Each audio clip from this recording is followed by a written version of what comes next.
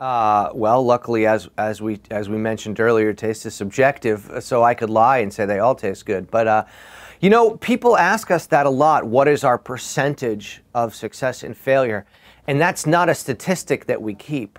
But maybe we should, because so many people have been asking what percentage. And so I can sort of guesstimate, but failure is an interesting term because, for instance, we've been trying for 7.5 years to make hot ice cream. Ice cream that eats the same way ice cream does cold, but is thermally hot as a concept. We've been trying to do that. We've never succeeded I mean, I'd have to go back and look, but there's probably close to 50 iterations, experiments that none of which have yielded a successful result, but many things have come out of those failures. So does that get chalked up each time as a failure, or does a failure that leads to a new idea, a new success, really count as a failure? And I guess the philosophy major in me kind of isn't so concerned with quantifying it specifically, because I see the glass as half full even with a failure. But we certainly fail more than we succeed, I think.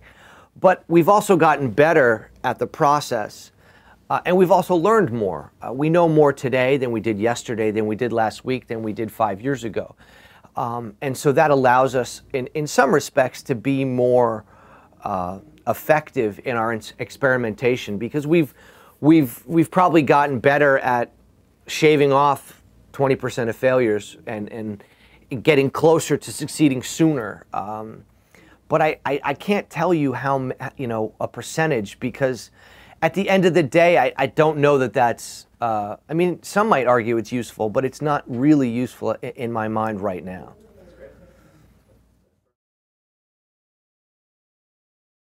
Well, it's very food friendly, let's say that. It's very food friendly on a number of levels.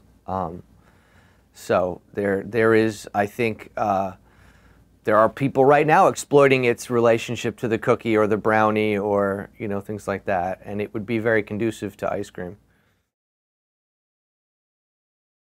Both. I think that, yes, you have to experiment from experimentation's sake. I mean, wasn't the guy that speared that animal and held it over a fire experimenting? I mean, he didn't know that it was going to taste delicious. He didn't know that roasting that piece of meat was good.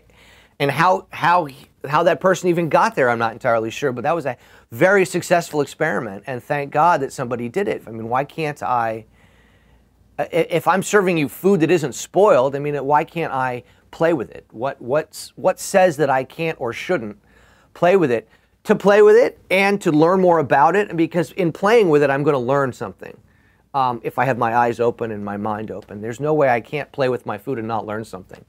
And so I see nothing but good coming out of playing with my food, because I'm going to learn something. And I understand that, as I mentioned earlier, not everybody comes to the dinner table at 7 o'clock saying, let's see what's going on here. Sometimes, I mean, I run a business, and I know that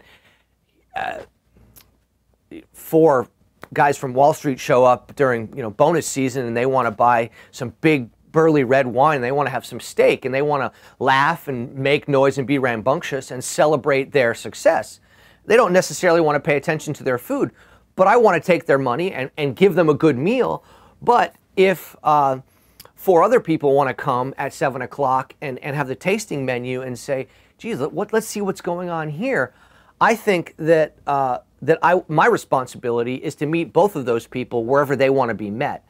Not to force it upon them necessarily, but to understand where the diner wants to go, and to meet that person at that expectation level. But I don't see why I can't go a little bit farther. I mean, you're not going to get a steak and mashed potatoes at WD-50. You might get steak and you might get mashed potatoes, but what we do with them will probably be a little left or right of center.